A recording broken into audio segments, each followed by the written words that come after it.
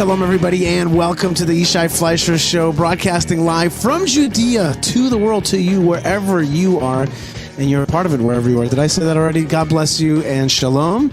Welcome to Yehuda, right? This is the heart of the land of Israel. This is the heartland, the biblical heartland, and the reborn heartland. That's where we're broadcasting from. And thank you for all our friends around the world that are joining us, including our good old friend David Zucker, who's out there. Feel free to comment out there also if you're listening. Let us know where you're listening from, what you're up to. I think we should put a space into this show today, Yishai, because we're here in a seger. Seger. That's your word of the day. Have we learned that word like every week? Maybe I've talked. Yeah. Seger. They're going to start to tell me the word seger. Well, there's many levels. The first level is when you're in bidud. Bidud that means you're alone. not sick, but you're quarantined. You're by yourself. Well, there's also it's just alone. It means bidud means alone. Like there's such a thing as a chayal boded, a lone soldier, a soldier who is in Israel without family. Right. So that's bidud. Then you got seger, which is like the lockdown, but you can also, it comes from the word lizgor, to close, like lizgor to delet, close the door. Okay, and then you also have, and then there's another version of things.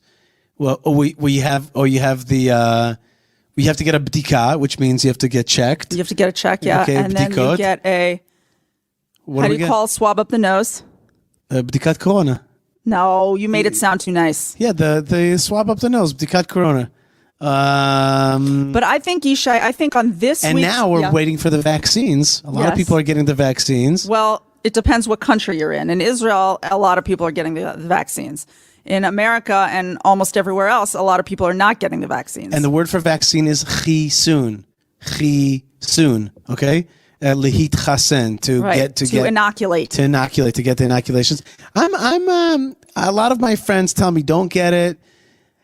I'm thinking more and more that maybe it's worth getting it. I really don't know. And I'd love to hear what you guys think. I know some people, some of my good friends, some of my rabbi friends, doctor friends, all kinds of folks send me they're like, do not get this. Oh, wow. But my mom and my scientist community friends are like, dude, this is great. So I don't know what to tell you guys, but I think the answer is just be good. Yeah, I think the answer is going to be good. I hope so. Let's say hi. But, I just want to say, Yishai, what I would like to put into the show, and if you are listening on social media, you have the ability to comment right now.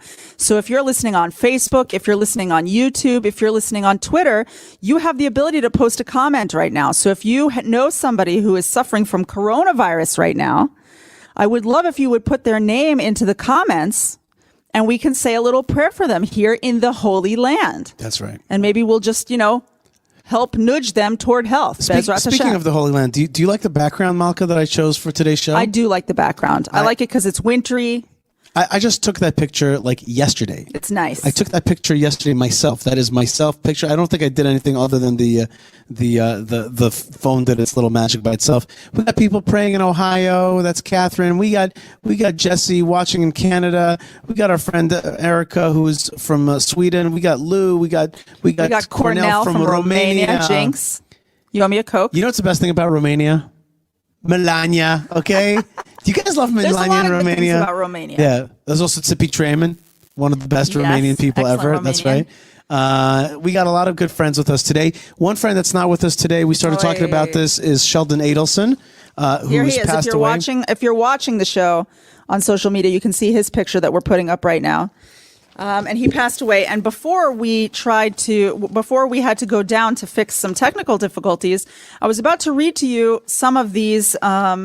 I wasn't going to really read the notifications, but just the names of some of the organizations that decided to put condolence notes into Yisrael Hayom, into Sheldon Adelson's paper on the event of his passing. Right. You have Universitat Ariel B'Shamron, Ariel University in Samaria. Friends of Israel Scouts, Sofim. Mm-hmm. You have Yamina and Naftali Bennett's party. You have the IAC. The IAC, the Israeli American Council. You have here Gift of Life Marrow Registry. They say whoever saves a life, it is considered as if he saved the entire world. In memory of Sheldon Adelson, who we will Zichrono livracha. Who will be forever grateful for helping to whom we'll be forever grateful for helping save so many lives. May his memory be a blessing. His legacy will continue for many years to come. Nothing can be as profound, as meaningful as the gift of life. Sheldon Adelson. And Yad Vashem and the Jewish Agency. And United Hatzalah, Birthright. And these are just the ones that like jumped to it and made sure that they got their notification in the paper. Right. There's so many organizations, big and small. The City of David, which is such an important institution right outside the old city walls of Jerusalem, that's doing such profound work and excavations to prove the Jewish right to the land of Israel. Yeah, but let me correct you. It's not outside of the walls. It's the original Jerusalem, right? It's the original Jerusalem, but it's outside the walls that people know. The Re'ut, outside the Turkish walls, right? The Re'ut Rehabilitation Hospital. Yeah, there's so many, Malkah. There's so many. There's an endless array of people that this man helped. And as you were saying in the last segment that we did, which is that Jonathan Pollard flew into Israel. He flew in on Sheldon Adelson's plane. Right. And I think Sheldon Adelson's plane did a lot of other stuff it helped get some Israelis that were stuck in different places. Remember that early on there were some people who were stuck, like coronavirus stuck when the first closures happened and people got stuck in like Venezuela and all these different countries. I think the Sheldon Adelson airplane has done a lot of good. A lot of mitzvahs. I think it's probably taken a lot of patients to hospitals and all different places. He really, he was such an interesting guy, if I can say it that way, having made his money through casinos, right? It's like such not the thing that you would generally think of as like that a great Jewish giver would do. But he was old school. He was way old school. A lot of some of the founders of Las Vegas, like Mayor Lansky and stuff, they were like Jewish gangsters. Right. And they gave to Israel, and they're the original proud founders. Jews, really proud Jews. That's and he was not this like, I love me a bearded pious rabbi. Okay? But that's not what he was. But he really was so emblematic of this like other kind of Jew, right? Which is not the like Torah scholar Jew, which is not the Jew that's like necessarily doing all the mitzvot in the most like proper way. He was a casino guy, but he was a Jew, capital J, through and through. And it used to be that they had people like that. I know that there's still people like that out there, that there are Jews out there that feel themselves to be so close to the Jewish people and so close to the God of Israel. And they don't necessarily get that closeness today through their doing of mitzvot, although I definitely advocate that lifestyle. But there's still these incredible Jews. Okay, Malkah, it's time to talk a little bit of. Anyway, we just want to say goodbye to Sheldon Adelson. That's right. This show is dedicated to Sheldon Adelson. And what a life well lived. Wow. Dang, that is so good. Not only do you make the money, but then you like strengthen the Jewish state and the Jewish people too in America. And he gave tons to different philanthropists. Lou writes, I met Sheldon Adelson about 15 years ago in Vegas when I attended a convention at the Venetian. We actually talked in Yiddish, and he was very fluent, a great man, and huge supporter of Jewish causes. He will be missed. Baruch Dayan Emet. And Catherine says, and he never retired from giving. That's right. Ooh. And my guess is that he still hasn't retired from giving. Amen. And that his wife, Miri, that she should be blessed for a long and healthy. Miriam. Well, they call her Miri. Do they? I never heard that. Yeah. For a long and healthy and happy life. She really should go from strength to strength. Hashem should really comfort her and all the children amongst the mourners of Zion and Jerusalem. But I know that he has supercharged her to continue on the mission, and I really bless her. Sources say that she was the big dynamo in terms of Israel causes. She kind of she brought him into the fold. Yeah, so to the love of the land of Israel. I myself, by the way, am a daily beneficiary of Sheldon Adelson, in that I'm a big. I love Yisrael Hayom, which is his newspaper. The wonderful newspaper. That's free to people, and you just take one. Tov, Malkah, let's get to business, okay? Okay. We got some correspondence that we have to deal with right now, and I want to read a few letters that I've received recently. These are serious emails, okay? And we really appreciate it, by the way. We love to get listener email. That's right. And you can write to Yishai at YishaiFleisher.com or Yishai at thelandofisrael.com. And says Neil, he says, Yishai, I listened to today's show and on events in D.C. I understand your defense of President Trump as regards Israel, but what he did in D.C. was an attempted coup. Trump whipped up cult worshippers and sent them to overturn a legitimate election. When you talk about the divide between Israeli Jews and American Jews on Trump, remember that we live with him. You just get presents. It is like two kids in a divorce. One lives with a dad, one with mom. The demented dad abuses the kid he lives with and shows up every few months and gives presents to the kid who lives with mom.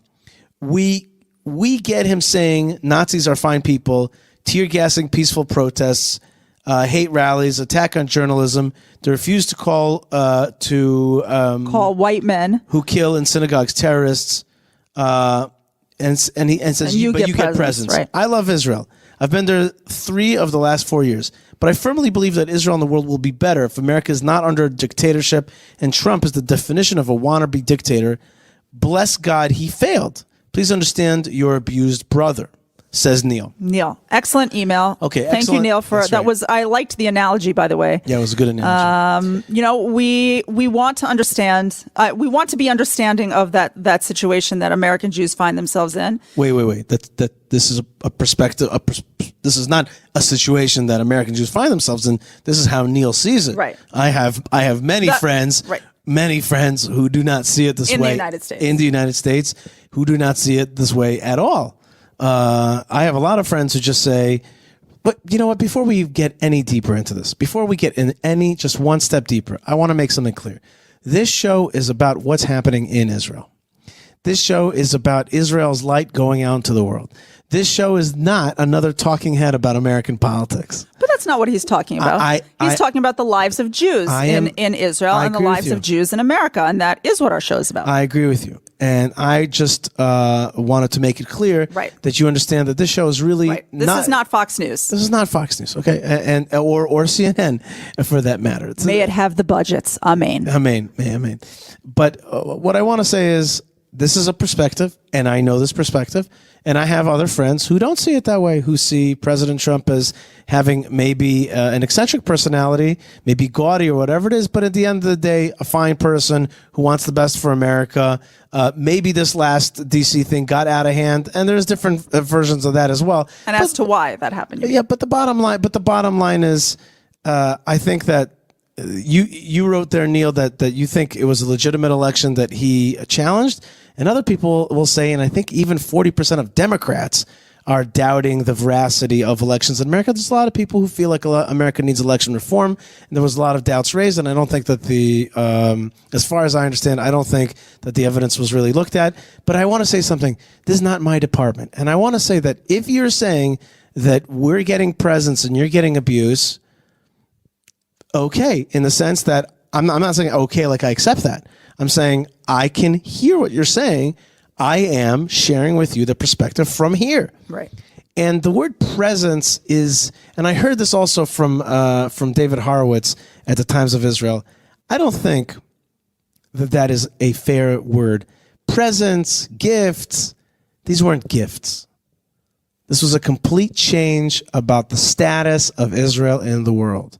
It was a complete battle against the daily lies that we have faced here as Jews and Israelis, the occupation narrative, the respect for the UN, the kind of respect, the natural respect for the UN. President Trump and his team challenged that. Recognition of Jerusalem as the capital of Israel, and therefore many countries joining in after that. The fight against Iran and the turning back of the Iranian nuclear deal, which was going to bring a nuke to nuke Israel. Get it? At the minimum, right? At the minimum, Israel, right? Right. But we're not. But that's for me maximum, because that's what we're talking about here. And so if you're saying to me, Yishai, you're seeing it from the Israel perspective, I say, correct. Yeah, right. That's what I'm saying. Right, but we're not callous to Neil's life. But that's exactly what I'm saying. I'm not going to argue with you, because that's not my department. I'm telling you how I see it from here, and you're the voter. The truth is, I have a right to vote in the United States as well, but. You're living in America. You're on the ground. It's the country that you live in. I understand what you're saying, and you're going to have to make your decisions.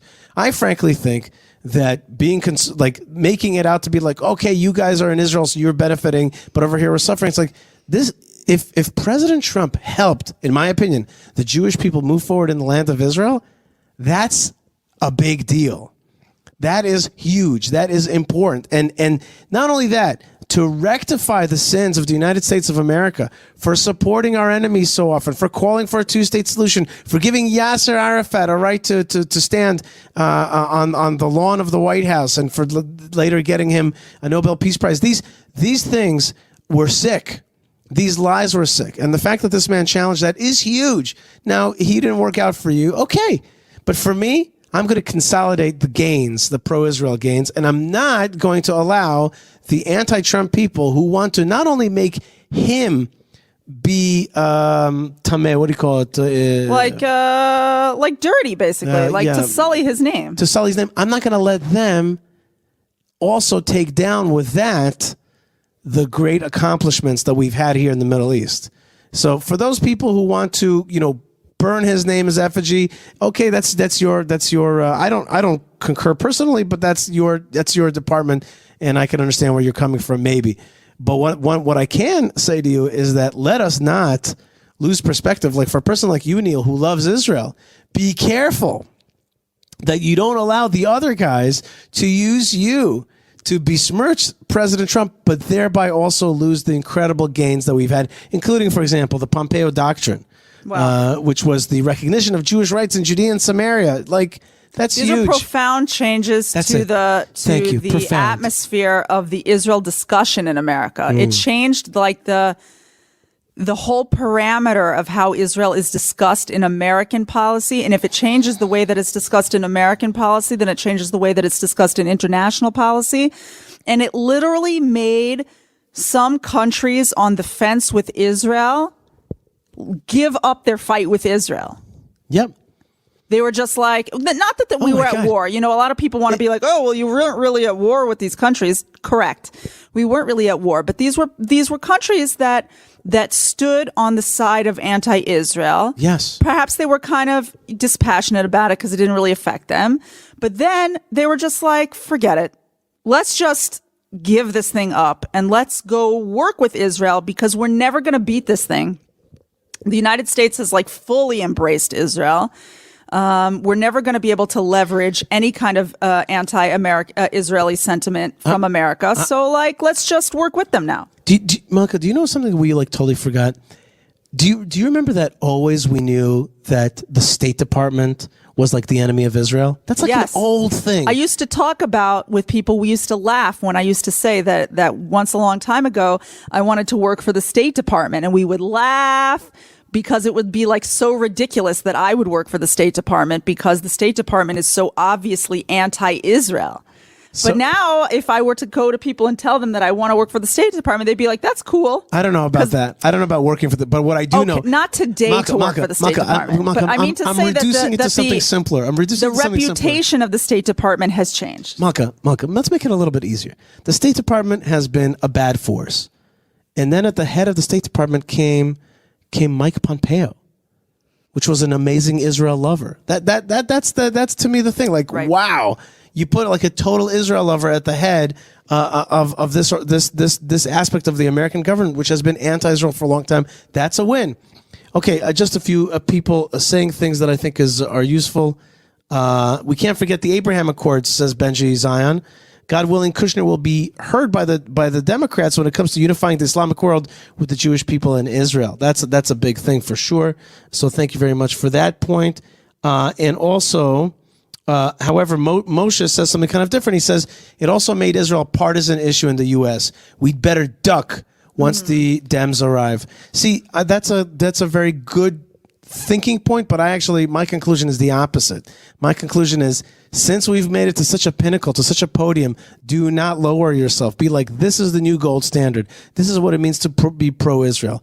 And there's no question that the Democratic Party has gone far to the left, as my friend Gidon Israel has written a book even on this topic of where the Democrats have gone in terms of their ideology.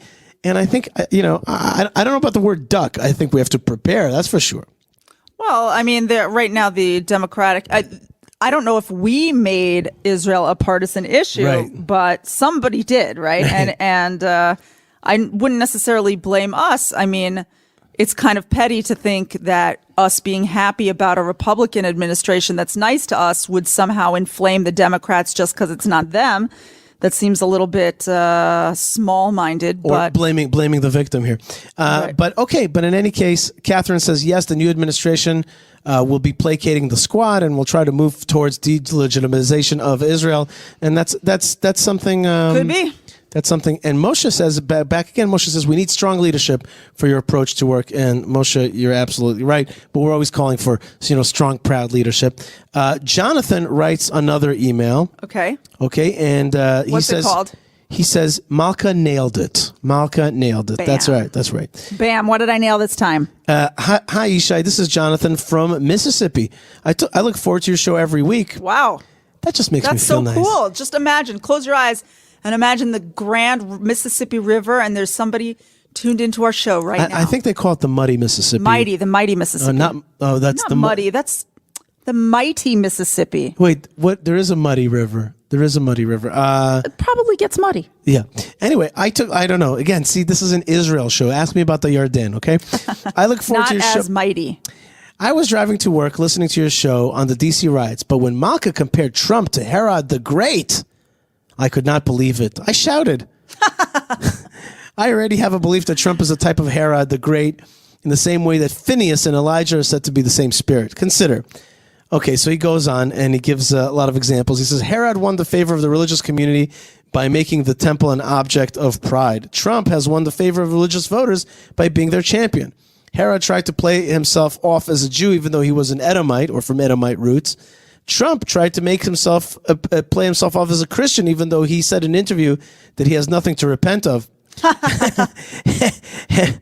How great must it feel to feel like that? A little closer to the mic, Malkah. That must feel good. Herod. Yeah. You're so funny. Herod built up Israel militarily. Trump has gained favor of nationalists by rebuilding the military. Herod is known to have many moral failures and killed his rivals. Trump has many moral failures and turns on his allies. That don't repeat his lines. Herod is remembered as Herod the Great because of great building projects. He made Israel great again, which I prefer. A new slogan that I came up with, which is "Make Israel greater again." But okay, my suspicion is that Trump is also a type of Ahab. But to explain that connection would take several pages to make. In all, I think Malkah nailed it. And I just want to thank you so much for your awesome show, John from Mississippi. Wow. Yay. Okay, so Malkah, that was... I always like letters where people say that I was right about something. That's right. And Malkah, people understood your point, which is President Trump is, on the one hand... an amazing man, right. And on the other hand, on one hand a hero, on the other possibly a villain, and right. It could be seen that way. I know this has become like one of the most sensitive issues to talk about. It's so hard to talk about today because no matter what, you're going to really make someone mad. Everybody has like a very strong opinion about Donald Trump, that he's a saint, that he's the devil, that he did everything right, that he did everything wrong, that he is a victim, that he is a victimizer. Tough arena. Sure, that's important. But here's what's more important. He says, you're right, says Ben. The big muddy Missouri River and the mighty Mississippi River meet in St. Louis and continue down to New Orleans as the Mississippi. So there is a mixture of that. I have actually seen. Have you ever been to St. Louis? No, I've been to St. Louis and I saw that arch. It is grand. Yeah. What's that about? Why'd they put that there? It's like, gateway to the west type thing. Really beautiful, nice. Really, really beautiful thing. This arch, and I had the reason I mentioned this again because this is an Israel show, so I just want to make it. I had this idea. There's about 5 roads into Jerusalem from Ma'ale Adumim, from 443, from Route 1, which is the Tel Aviv area, from Gush Etzion. And we could probably say that there's another one from the other Gush Etzion, from the desert Gush Etzion. So there's at least 5 inroads into Jerusalem, the city. I would love to make, just like the arch in St. Louis, I would like to make a golden arch around every one of the inroads, so that when you come into Yerushalayim, you're coming into the golden city. That this is the city of gold and you're coming into the gates of Jerusalem. Everybody should have the right to come into the gates of Jerusalem. All right. One more email, Malkah. Actually, maybe one and a half. And And again, if you're listening, you can comment here. We are broadcasting live. We're on Facebook. We're on YouTube. We are on Twitter. And feel free to comment through the show. As you can see throughout the course of the show, we read out some of the listener comments. And we also read out some of the listener emails. And That's you can email Yishai at YishaifLeisher.com. That's right. Hello, Yishai. My wife Deb and I are regular listeners to your show and enjoy it tremendously. I just wanted to look at the extraordinary events of the last few weeks and the Trump presidency from a different perspective. First of all, I am proud to consider myself a devout Zionist who does not believe in a two-state solution, who believes there is no question that Judea and Samaria are part of Israel. I think that there is no question that moving the embassy to Jerusalem, the recognition of Israel's right to annex Judea and Samaria, and the Abraham Accords have been a breath of fresh air for Israel and its security and place in the world, especially following the Obama administration. And so on the surface, he says, it appears that Trump is a great friend to Israel, especially following the Obama administration, right? However, but I must say, Yishai, that I belong to a number of pro-Israel organizations, and the way the vast majority of members revere President Trump, willing to overlook his shortcomings, makes me fear that there are many who are intoxicated by these gains and refuse to ask if the ends justify the means of what the long-term effects might be. Deb and I have learned a lot from listening to you and Rav Mike. Why did Hashem bring us out of Egypt and bring us to Mount Sinai? One second. Oh, so then he goes through a litany of the bad characteristic traits of President Trump. He has lied from the start. He has ridiculed the handicapped, falsely stating that he would send the National Guard to protect the Capitol, and a litany of things. In short, he is a complete antithesis of not only how the Torah defines a leader, but simply how we would treat our fellow humans. Yishai, maybe you and Malkah can discuss this. What characteristics that President Trump has shown to possess would you like your children to emulate?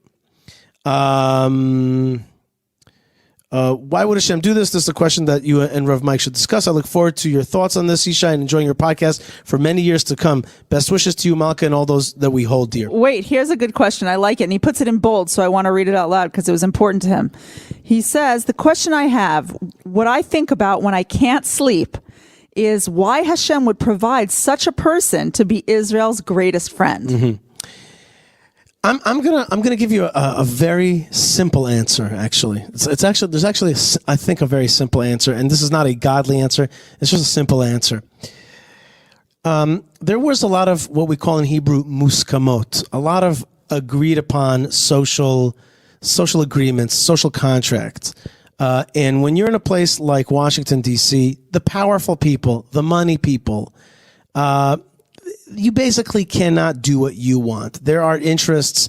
There'll be the big tech or big pharma or big, seeds like the big, what is it, DeSantos or whatever it is. The big. There's a lot of huge companies with huge interests. Now the Arabs have a lot of money. There's a powerful Iranian lobby, pro-Iran lobby in Washington D.C. Very, very strong forces. In order to break that kind of pressure, you need a player who's very, very different, and is not willing to play by the rules in general. And so therefore, in many ways, the things that you talk about, which I do not necessarily agree happened at all, and I think that it really depends on if you're watching MSNBC or CNN or Fox. These are or OANN. These are very different prisms by which to see reality, and I've seen that. Being a person who is oftentimes on the side of media besmirching, I know. You see how common it is. Right. That is kind of true. And that's an interesting thing that you're saying. Let's just pause on that for a second. Just think. And say that that might be a little bit of a difference between, you ask what of his traits we'd want our kids to emulate, and you kind of insinuate, and I appreciate that question, don't misunderstand me, but you kind of insinuate that he's just so full of badness that how could we want to touch him with a 10-foot pole, even with all the things that he's done? And what Yishai is saying that I think deserves to be repeated or flushed out is that we have seen so many innumerable times how you can go and meet with a journalist and you show them your life and you show them your work and you talk to them and they meet you, and the editing that they can do on the things that you say, on the things that you showed them can be so profoundly different than what is true, than what you experience, that you're just like, what? And this is not a one-off, right? This is something that we go through so often that that it makes you recognize the possibility that the things that you're seeing in the media cannot be trusted because the media might have an agenda about it. Malkah. And maybe that's why Israel, I mean, obviously the gains that we got were real, right? And that will influence our opinion. But on top of that, Israel has been the underdog since day one, since before day one, just like Donald Trump, lahavdil, okay? Lahavdil. And so we know what it looks like to constantly be treated with like a barrage of lies and lies and lies and lies and lies. And you try to just keep going with your day and keep living your good person life. And you know what the truth is, and you know that everybody else refuses to see the truth. So that's one aspect, which is like, I know what it's like to be, because if you let's put it this way. If you go to Wikipedia and look up Yishai Fleisher, Wikipedia will tell you that the next person that you should look at is Baruch Goldstein. Okay, and you're like, what? Who Why? murdered like 29 people in Hebron, and that's what Wikipedia tells me. If you see how the media treats people like me, we are apartheidists, thieves, murderers, xenophobes, fascists. Tomorrow on Thursday, I have a debate with a person named Ariel Gold. If you're listening on Twitter right now, then you definitely know who she is. She's like a virulent anti-Israel Jew. And I don't remember what I was going to say. You're going to say that she's going to call you an apartheid. Yeah, she's going to call me like every name on earth. She's going to call me a racist. She's going to call me a thief. She's going to call me an occupier. Right. So, and it's just like, what? Like none of these things are even in the like realm of reality. And so if a person can go that far off and say these things and look at you in the eye and tell you that you are these things, and you're just like, how can you even come to this conclusion? How do you even possibly say that? Malkah, I have to already get you into the practice mode of being more calm. I'm sorry. Okay, for tomorrow's debate. Yes, but what I'm saying is that I'm not a racist or an occupier. Right, but or a thief. Let's just get back to the point. Yes. Jeff asked a question, and I'm just saying, all I meant to say by that point is, I know what it's like to be on the other side of media besmirchment, and so therefore, I am a little bit more cautious to believe what CNN, the same besmircher of me, says about President Trump. That's number one. Right. That's number one. Number two is that, again, I make this fundamental point, which is to break, as we say in Hebrew, muskamot, these calcified agreements that everybody in Washington had about how to, the whole State Department, for example, about how to treat Israel, and to bring this masterful team in. Only a man like that, who is not hinged to the exact hinges of the regular stuff. He was unhinged in those places. And so that may have led to other, behavior that was not good. But for our purposes, which I can't help, but I'm talking from a place of my purposes. I don't deny that. And you're going to have to make, you people watching or listening or thinking about what I'm saying. But that's not without looking at other people's purpose. It's not like you think that he brought down America, but was good for Israel. I don't think so at all, but I a little bit defer. For example, my good friend David Zucker, who I very much value his opinion, says some of the stuff he did and said was inexcusable. From my American perspective, he was a mixed bag, both domestically and internationally. But at the end of the day, for all the good he did, he showed some very flawed judgments and times that will tarnish his legacy here. I have no doubt about it. And I say that's happening. I say watch to make sure, David, that the legacy is one thing, but the excellent policy prescriptions not be taken down. And I also think 10 years from now, the picture will look different. I just want to make one more point, Malkah. I said this the whole time. Guys, back away from the cult of personality on both sides. I would say that the left has more of a cult of personality with Trump than the right, meaning to say, like, just back away from the issue of the man and what he said about handicapped people or not. Like, relax. Let's talk about policies. And if my friend David says it's a mixed bag in America, I would tend to believe him. But my point is, for Israel, it was a tremendous blessing. And I want to tell you something. Cyrus the Great or Alexander the Great, I know that Alexander the Great was not a morally the guy that I want my kids to. He wasn't your rabbi. He wasn't my rabbi, but he was good to the Jews. And Cyrus, I got this feeling that Cyrus and his Persian harems and stuff, I got this feeling that it's not exactly like, I think Trump is mild, very, very mild compared to Cyrus the Great of Persia, okay? But you know what? We remember Cyrus well. Or Napoleon. Or Napoleon, for example. But Napoleon is a little bit, whatever. Okay, let's say Napoleon, but okay, maybe Napoleon. But you know what? That's an interesting thing that you brought up. The point is that great leaders do. You know what? Who else? Prime Minister Netanyahu. On the one hand, a brilliant, unbelievable, great leader who's going to go down as one of the great leaders. And when he passes away at the ripe old age of 120, this country will cry bitter tears. Right.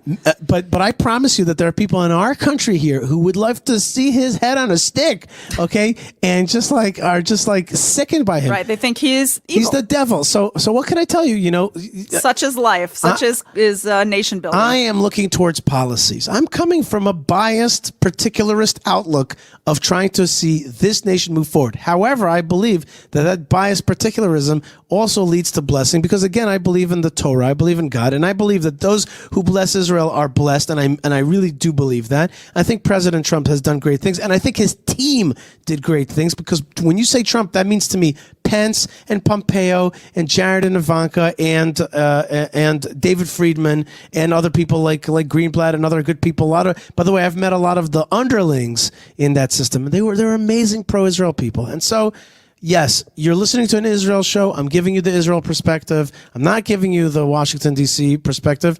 And from my perspective, great things were done. Personality-wise, okay. So, you know what I mean? Again, the good side of the personality was that it could break things that were all agreed upon. And the bad things were okay, you know? He was not a career politician. He was not a... I'm going to say a line. He was no beauty queen. But he liked beauty queens, and that's cool. I want to say there is a phrase that we talk about Mashiach. Now, to me, Mashiach is a fluid concept in the sense that a lot of people and throughout the periods have powers that move the story of Mashiach forward. I think that Donald Trump may have done that. And I would say Dorach Kochav Miyakov. It's like a star that burns hot and burns out like a shooting star. It comes in, you know, but it made a huge thing. And if you can get anything out from what I said, is this: let us hold on to those policy gains and say this is now the new gold standard of achievement of pro-Israelism. That's it. Okay, I think we've aired this issue out as much as we can, and you know what? I'm not even saying that I'm right. I'm giving you my perspective. I hope that it helps you think about the issues going forward. Well, I want to just put this one comment up. Yep. Go ahead, Malkah.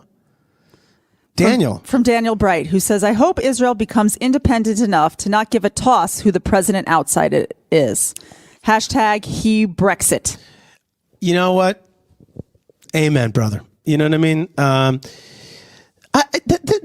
This is a very interesting issue that you've brought up, Daniel. Is Israel meant to be a nation alone? On the one hand, we have a verse, the verse, Lo yitchashav, Am levadad yishkonu, b'goy lo yitchashav, right? Like it's a nation that dwells alone, and it's not supposed to calculate the interests of the others. That's 100% true. That's 100% true. But on the other hand, here's the dichotomy, Daniel. The dichotomy is that Hashem put Israel in the crossroads of all civilizations. I'm talking about Israel physically has always been inside the crossroads of civilizations, and he's always made us a player. Can I just give you an example? The word Sanhedrin, which is our highest court, is a Greek word. Do you ever think about that? It's a Greek, not Jewish word. So it's not from Hebrew. It's not even in the Torah. There is no word Sanhedrin. It is a Greek word. And that makes me think, you know, that on the one hand, and what it really means, what it boils down to is the following. Of course, we're going to be influenced. We've always been influenced. Well, you don't say always. You don't know where we're headed, Yishai. We've always been influenced, but we've always been influencers.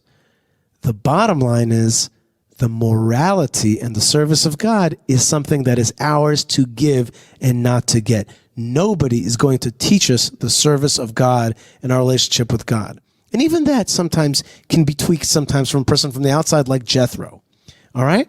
But most of the time when people come and sometimes Christian folks will come to me and say, I want to bless you. I say, hey, let me do my job. I am a priest of God. Let me bless you. That's my job. All right? But when it comes to knowledge of the world, then the world has what to say. And the Talmud says that the influence of the Romans will never leave the world. And so you're right. We should not care. Not only that, everybody should be like, dang, the Jews want this. We better hop to it. You know what I mean? That's the way it really should be. But we're getting there. We're getting stronger every day. And I hear what you're saying. And may truly Hashem give us more and more strength. Hebrew Exit, aka Vision Movement. All right, that's our good friend Yehuda Cohen's movement. Very good. And I also want to say a quick shout out to two shout outs, and then we go on Malkah to other issues. First, I think we may want to wrap up.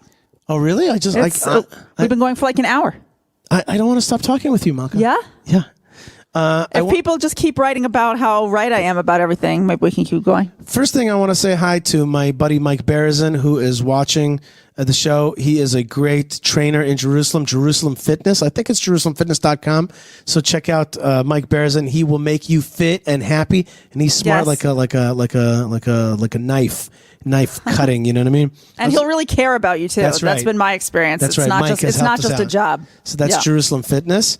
Look him up, Mike Beresin. I also want to mention this book here, which is called in English, Bubbies in Bedude. Okay. Oh, you can't. Oh, it's green. Wait. Hold on. I'll put it in front of me. Look. Oh, it's hard to see because of our green screen. Wait, we'll open it up. Maybe there'll be a non-green page. Bubbies in Bedude. Here we go. That's right. It's not the colorful page. And my good friend Eric, his wife, her name is Karen Guth. She has written this book, which what does that mean, Bubbies and Bedude, Malkah? It means grandma is in isolation. Grandma is in isolation. It is a book for its time. I was humming the tune too. Grandma got run over by a reindeer. Remember that one? Sorry. Okie doke. Lou Weiss, of course, writes. Yes. Malkah is right about every subject. Thank you, Lou. Okay, we can keep going. That's right. Hold on. Oh, can you hold my mic for a second? Sure, I'll hold your mic. Keep talking for a second. Yes. What else should we talk about? I think it's time for a recipe from Malkah, says Daniel Bright. I got the mic again. Malkah.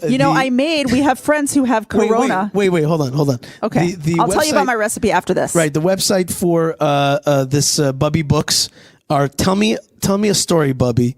Tell me a story, Bubby.com. Okay, so that's really cute. That's a website. And I'm sure there's great stories on there by Karen Guth, and check it out. I'm sure it's fun ways to pass the time. And also what I really love about it, it's Hebrew and English together. Yeah, that's cool. Anyone can use it. No, but it also means if you want to learn Hebrew and English, I learned that trick one time. I was stuck in the airport for like a long time. I didn't know what to do, so I bought like a travel book in the language that I knew. Russian and I looked at it both, and I just taught myself English that way. It was amazing. Something friends. Yeah. Something friends. What else did I want to say? Oh, who else? That was the last shout out. Oh, what about the products that keep this? Wait, somebody asked for a recipe from Malkah. Go on now. I just want to say this one thing. It's not going to be a recipe, but we can talk about it another time, which is that I have discovered the joy of flavored popcorn. Do any of you people know what I'm talking about? We have friends who have coronavirus, and I made them Oreo popcorn and peanut butter popcorn. That's right. And if you write to Yishai at YishaiFleisher.com and you say, I want Malkah's Oreo popcorn and peanut butter popcorn recipes, I will hook you up. Okay? That right. So Paul Pesach Gray asks for a challah recipe next time, Negative. buddy. You're going to have to be on the show again next time. Okay? But definitely Malkah's peanut butter popcorn is outrageous. Okay? It's outrageous. Wait. New hashtag. Malcorn. Yes. If you want I should open a popcorn business. That's right. And so if you want some popcorn, popcorn recipe, please write us a hashtag, YishaiFleisher.com, YishaiFleisher.com. write me hashtag Malkorn, and you will get Malkah's incredible recipes. Yes, I will not withhold from you, my beloved listeners. Wait, Malkah, very important message here. And this is such a cool way that we're now listening to our, this is such a modern version of what we used to do to Ruth Sheva so long ago. Right. So Daniel writes, Yishai, I was going to propose to my fiancée, Amanda, at the Marat HaMachpelah last summer, but The COVID... Tomb of the Patriarchs in Hebron. The tomb of the what? The Patriarchs and Matriarchs. Tomb of the Patriarchs and Matriarchs. Tomb of the Ancestors in Hebron last summer. But guess what? COVID canceled our flight. We very much hope to tour Hebron with you next time we visit, if you're up to it. And we'll do a redo. We'll do redo engagement. Redo. We are so good at reenacting over there. Also, you could just do the wedding there. Or we could just you could just like propose again. Bring another ring. She'll love it. Yes. Bigger diamond. Oh, by the way, I was reading about this guy who's running for mayor of New York. I don't remember his name, and he's an intactivist. Or he supports intactivists, yes, which are people who are against circumcision. I'm like, I'm an intactivist when it comes to the land of Israel. Keep that intact, okay? And I'm also a reconstructionist. Build that temple. All right? So I'm an intactivist reconstructionist. That's what I think I want to change my bio to say that. No. Yeah, intactivist reconstructionist. Don't do it. That's right. And Malkah, come on, let's be intactivists. Let's keep that land of Israel intact. I can't do it. Oh, wait. Here we go. Oh, wait, there you go. Okay, I was really asking for this. I mean, I'm hoping that nobody has anybody sick from coronavirus out there in the world, and so therefore nobody needs our prayers, but it looks like there's at least one person. Jay White writes, Shalom, can you both please have my mother in mind during prayers, as she has been very sick in hospital with COVID. Her name is Yvette Bat Irene. May our redemption come for us all now. Ex Josh with a little smiley face. All right, Yvette Bat Yvette Bat Irena or Irene. She should really be like so healthy, and she should just get better and better and better and better until she's totally better and she's feeling like $1,000,000. She should come barreling out of that hospital. בעזרת השם, באמת רפואה שלמה, שלמה, שלמה. מי שברך אבותינו אברהם, יצחק ויעקב, שרה, רבקה, חבל לאה, should have a רפואה שלמה, your mother, amongst all the Cholei Israel and all the Cholim in the world, the sick people in the world who need a refua shlema. Let's get to one more thing. Here, Catherine says, being here is sort of like Kiddush at shul. What part of Kiddush at shul? The kugel part? We love potato. Malkah and I, we love industrial potato kugel. Have we talked about this on the show? Okay. Now I don't like the noodle kugel. Right. But that's just me, but I love the potato kugel. Okay, so now let us now, this reminds me, speaking of Kiddush, this reminds me of some of the sponsors of the show, yes, including Prohibition Pickle. Yes. Okay? Leave that up for a second. Okay. Prohibition Pickle. They will trick out your Kiddush, okay? But sadly, they're only limited this time to the land of Israel. One day they'll have their own personal little hovercraft things. What are those things called? The little zooming drones, and we'll get it through Amazon to you. But in the meantime, Prohibition Pickle, send it to yourself, to a friend in the land of Israel, to your favorite TV radio show host, whatever you want. It's a great way to do it. They're on Instagram and also on Facebook. My man Chaim, he makes awesome pickles, awesome hot sauce, which I'm running low on.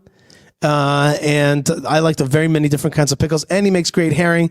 I haven't found my herring yet. I'm still experimenting. They're all delicious. It's just a personal thing.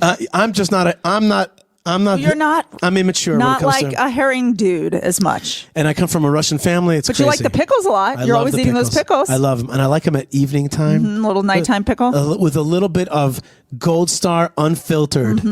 Best internet beer in the world. Gold Star. It's not expensive. It's not boutique. It's industrial also. It's so awesome. It's such a great beer. But it's good. Let's go on to the next thing. Let's remember Salves of Jerusalem, our good friends. Wonderful. I was just using it. My shoulder was a little sore the other night. You salved it up? I put on some Jerusalem salves. I think it's called Magic Muscle Balm. That's right. Rubbed that puppy in there. Yeah. It was very, very soothing for my achy shoulder. JerusalemSalves.com. Put in coupon code Yishai. Bang, 10% off. And, you'll get your soul glow. Okay, you're just going to get glowing soul. It's going to be awesome. And that's right from Jerusalem. And we say, mind the myrrh. You'll enjoy the myrrh. And those who get that joke, well, good for you. We also have another creamy friend. What's the name of our other creamy friend? Aleph Male. Aleph Male. That's exactly right. You see this. Yishai, it's lustrous, your beard today. Is it really lustrous? It's just so rich and shiny. I really believe in. You must have been doing something new. Whatever are you doing? It's called holy masculinity. Okay. which is as opposed to my toxic masculinity. Yeah, my bandmates. It's me, Yishai, and toxic masculinity. We're finished now. We've put on the bomb. We've put on some Aleph Male. We are now holy masculinity. That's alephmale.com. Put in coupon code Yishai10. Bang, 10% off. And you know what? People are really buying it. And as you can see, I am not just a promoter. I'm also a client myself. If you want stuff from the land of Israel to wherever you live, check out Blessed by BUI Israel. Great products from the land of Israel, shipped to wherever you are. All you have to do is put in code Yishai and get 12% off over there. That's amazing. So that's Blessed by Israel, right? And Lou Weiss reminds me about the Aleph Male. Aleph Male. Go from a rabbi to a chacham, all right? Or from a rabbi to a sage. Bang. Yes. Okay, and check out Blessed by Israel. And finally, not finally, Tchelet, Tekhelet. Don't be blue. Don't be blue in the face. Be blue in the corners, okay? In the corner, wearing the blue trunks, okay, is the Jewish fighter, which is wearing Tchelet, Tekhelet. You will learn a lot about the biblical blue, which is back. No, the Bible blue, which is back, and it's something I'm very proud of. And again, I am not just promoting it. Here I am wearing it right now. You can see it. I always wear my tchelet. I love it. And now last one, which is Hebron Fund. The Jewish community of Hebron is the place where the mamas and the papas are safe and protected by the Knights of the Machpelah, which are the Jewish people protecting this place. For thousands of years, the Jewish people have kept the fathers and mothers safe in their sepulcher. And you too can be part of that great tradition and keep the Jewish people safe. It's not an easy. Daniel Bright says it's not blue. Daniel, it's tchelet over here. Do you see that at the bottom here? And if it's a little dirty, let's not talk about that, okay? My mom washes my tzitzit. All right, let's not talk about that. In any case, great stuff, great products. HebronFund.org keeps the place safe and strong, and you are part of it, and that's so great.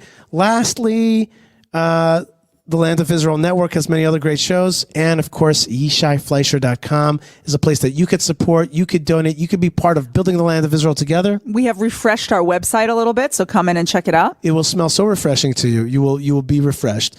And if you like the show and you like what we do, and we have many important projects that are behind the scenes as well, so that's very important.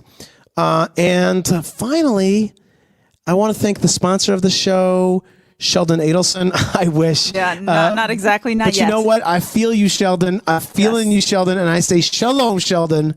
Shalom. May you rest in peace. May your neshama have an aliyah. I'm sure you should say what you told me. Rest in peace? No rest. May you work in peace, okay? Like That's rocket, nice. Keep it Yeah, up. exactly. Keep it up. Yishai, I want you to tell them what you told me the other day. Where's he headed? You have made it up. Come on. No, you made it up. The Venetian in the sky. The great Venetian in the sky. Did I make it up? Yeah, you're the one who came up with the Venetian in the sky. Venetian. He's going to the Venetian in the sky. Da-da-da, Venetian in the sky. Okay. Okay, our good friend Dave Zucker says, great show, guys. And I want to thank Dave as well. That picture that you see up is Dave. Is Dave or Tom Selleck, one or the other. But thank you very much, folks, for being with us. Love to be with you. Oh, and the biggest sponsor of the show is Hashem, God Almighty. Gives us the chance to be out here together with you wherever you are, and to share the love of the land of Israel, to share the love of the Torah, to share the love of Hashem, the love of the people of Israel, and the love of this time, which is the time of our lives and our generation. To be alive in this time, what a gift, what a blessing. For me, it's a blessing to be with you here in Judea, and it's a blessing to be with you, Malkah. Yes, ditto, Yishai. Here on the show today. Such a blessing to be with you in life. and here on the show, and was trying to spread the light of Judea and of the great story of Judea and the great return that we're part of. So lots of love wherever you are, whenever you are, whatever you're doing, whatever you're up to, whatever sins you have, whatever mitzvot you have, you're part of something really, really amazing, great. So thank you very much. And stay in touch. That's basically it. Stay in touch. Says Erica, our good friend. She says, Toda Rabba, it's always a great pleasure and blessing to see you. Ditto right back. And that's it. So just all the best out there. And stay in touch and stay strong. And Shabbat Shalom. Shalom. Thanks again, Mux. Oh, wait. And edit this in. Thanks to Ben Bresky. Yes, Ben Bresky. Tabitha. And Moshe Herman. For getting the show out to the world. That's right. And that's really the end. And Shalom. Bye.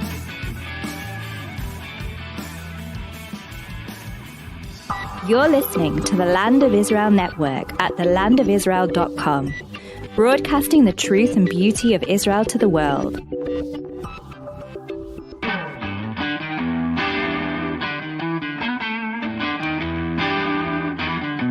Shalom, everybody, and welcome to the Yishai Fleisher Show, broadcasting live from Judea to the world. You're a part of it wherever you are.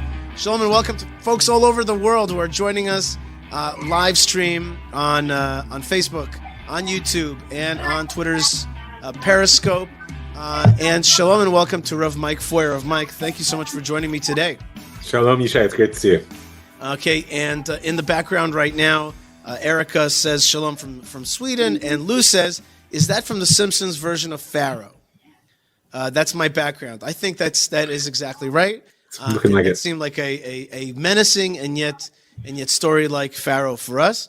And today's show is definitely going to be about pharaohs and change of government, if you will, and dealing with speaking truth to power. That's right, and national disasters. National disasters and plagues, and some famous plagues, and some philosophy that's hidden all in there. But before we go on to that, I want to stop for a second and make sure that everybody knows that today's show is dedicated to Sheldon Adelson, okay? Sheldon Adelson, this 87-year-old mega Jewish magnate who passed away yesterday. And this man is responsible for being on the level, according to Prime Minister Netanyahu and others, of being on the level of Jewish philanthropy as Rothschild and as Moses Montefiore. But in any case, a man who loved the Jewish people, loved Israel. His wife, Miriam Edelson, Dr. Miriam Edelson, helped him a lot in the last few years, really dedicate money and resources and interest towards really Jewish Israeli nationalism, including the founding of this very paper, which is called Yisrael Hayom. Okay, this is Israel's leading and free and most read newspaper. Leading is a tricky word. It's actually, frankly, my favorite newspaper personally. I like it. I have it downstairs. I get it every morning almost. Doesn't stain the fish when you wrap it. These Yisrael Hayoms are like everywhere in my house because I get one a day.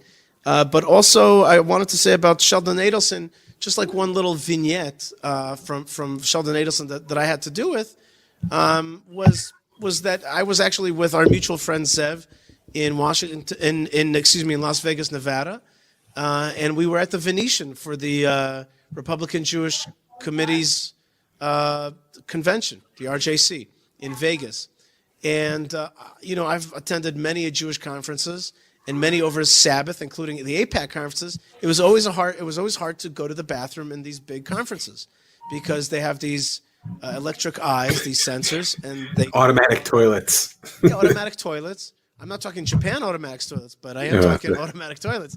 Well, and that's something that you, as an Orthodox Jew, cannot activate on Shabbat. Oh, all the bad jokes that I'm suppressing. Go ahead. And I don't want to tell you about ways that I got around that. I really rather not discuss that at this time. Thank you.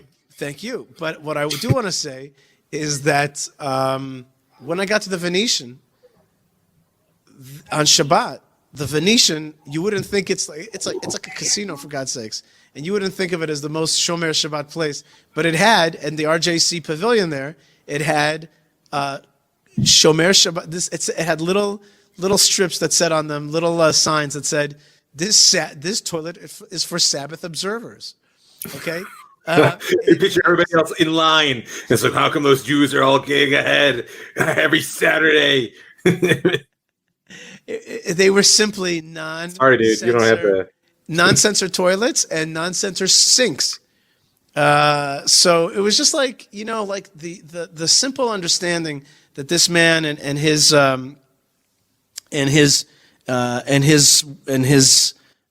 outlook towards Judaism, it was la briut. It was of great sensitivity. It was great sensitivity, and I'm just I saw in the newspaper how many organizations are tipping their hat in memory for this man, and that is a tremendous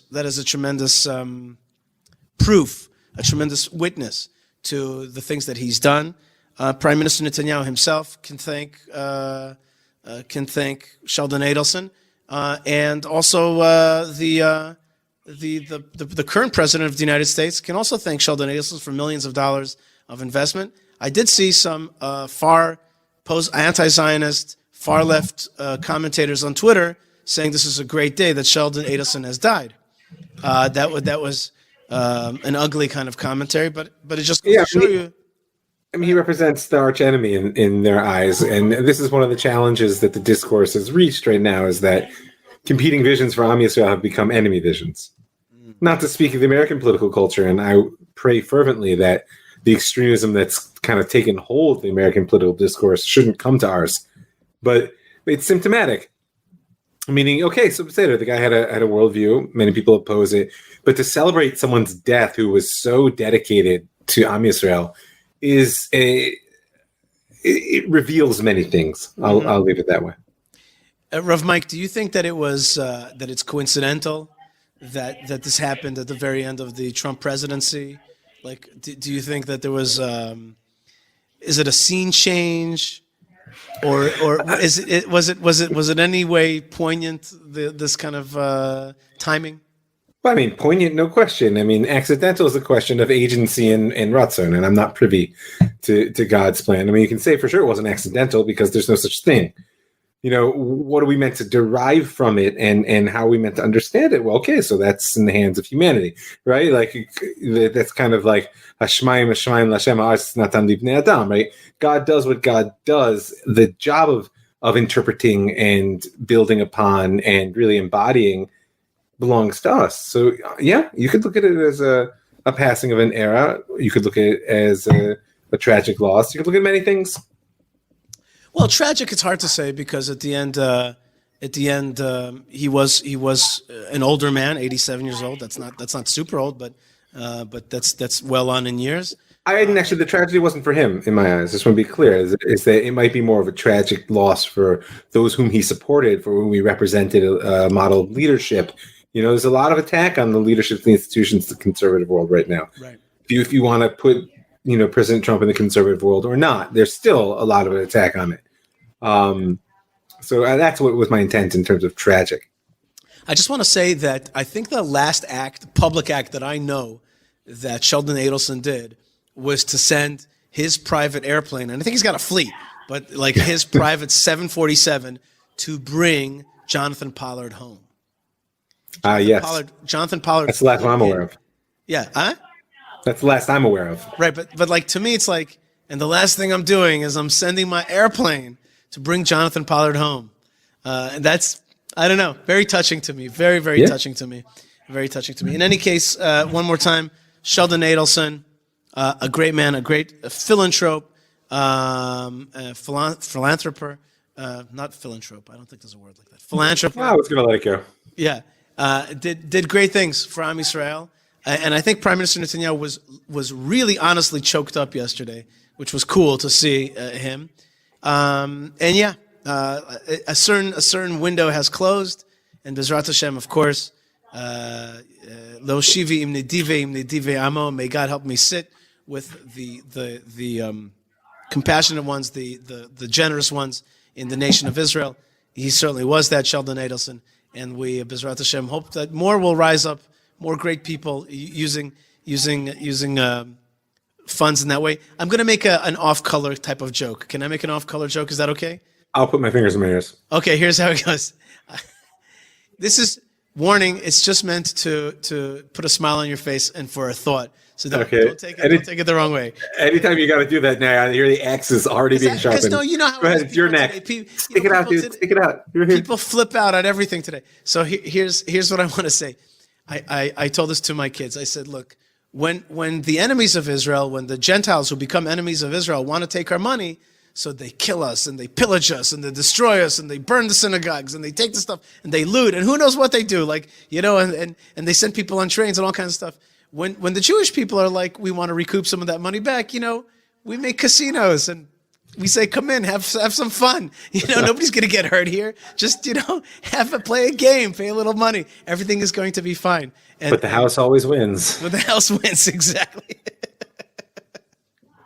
It's a kinder, gentler way of recouping some. Of fleecing your enemies. Yeah. Is that okay, or was that too? So let's get to the parsha, man. Okay, here we go. Good call. All right, we have a Torah portion, which is the second Torah portion in the book of Exodus, and it's really the face to face with between Moses, Aaron, and Pharaoh. It's the mano a mano. It's the showdown, and before the showdown, there's going to be yet another kind of overview, and God really lays out to Moses a vision of what the story is really all about, and that's these kind of promises that God makes at the beginning. Very, very moving, I think, and basically he starts off by saying, "My name is the Tetragrammaton. I am Hashem. I am the name. However, I did not reveal myself. I revealed myself to the forefathers and mothers in a different name, which is El Shaddai, which is, I think, the God of fertility, the God of personal success, but not yet a national success. But however, I am revealing myself to you in this name." Now, we're always surprised about that because that other name that God is revealing himself, the kind of four-letter name, the Tetragrammaton, it does mention it by the forefathers. But God says, not really. I really actually showed up through this thing called Kel Shakai, which is this name of I don't know how to explain it, but I didn't reveal to them this. I'm revealing this to you for the mission. Yeah, I mean, the word "reveal" I think is what's causing trouble in the understanding here. I think you should just go with the word that the verse uses. It says "Ve'el Avram Yitzchak Yaakov Ve'el Shaddai." Right? I appeared to Avram Yitzchak and Yaakov as this name El Shaddai. Ushmi Hashem, the four-letter name, Lo Nodati Lahem. Lo Nodati. Nodati is a very important word because it's not Lo Hodati. It's not that I didn't make it known, like you're saying. They knew. Avram called. He called B'Shem Hashem. He called on God's. But Lo Nodati Lahem. It's a nifal. I wasn't actually known to them, which is why I really think that Rashi's explanation is quite important for understanding what's happening here. So Rashi points out is that I hear what you're saying about the God of fertility, but to Rashi, El Shaddai is the God who makes promises. Who makes? God who makes promises. Mm-hmm. Makes promises. And it says, listen, it's going to give you the land, going to have lots of kids, it's going to be great, right? And according to Rashi, the four-letter name of God is the name that refers to God's both justice in terms of punishing the wicked, but also generosity in terms of actually rewarding the righteous. Meaning, it's the God of the follow-through, so to speak, right? And what's happening here is God is basically chastising. Don't forget, what led up to this was Moshe saying "Lama Hariota," right? As we spoke about a little bit last week, Moshe's challenged by holding the process. In general, Moshe's challenged by holding the process. And in many ways, it's reflective of his very high level that he is, because he just sees the truth and he changes himself accordingly. And he's challenged by those that don't. So when the process doesn't immediately take off the way it ought, when he confronts Pharaoh and says, "Listen, we're talking about God here," and Pharaoh says, "What do I care?" Makes things worse. So Moshe's response is to turn to God and say, "Why'd you make it worse? Like, I don't understand." God says, listen, you should know I'm relating to you as a follow through of a promise which has been going for hundreds of years. You're witnessing the end of a process, Moshe, and you want to hurry it along. It doesn't work that way. Mm-hmm. But know that I am indeed nodati lecha, even though that's not the way it says, but I will be known to you as Shem Havaya. You will see the fulfillment of my promises. I will give you the Torah. And at this point, at least, it looks like he would have seen the land, although that's not entirely clear even here. I see that God gives really 10 things that God will do. I remembered. I will bring them out. I will save him. I will take them out. I will redeem them. I'll take them. I'll bring him to the land. And I'll give him the land.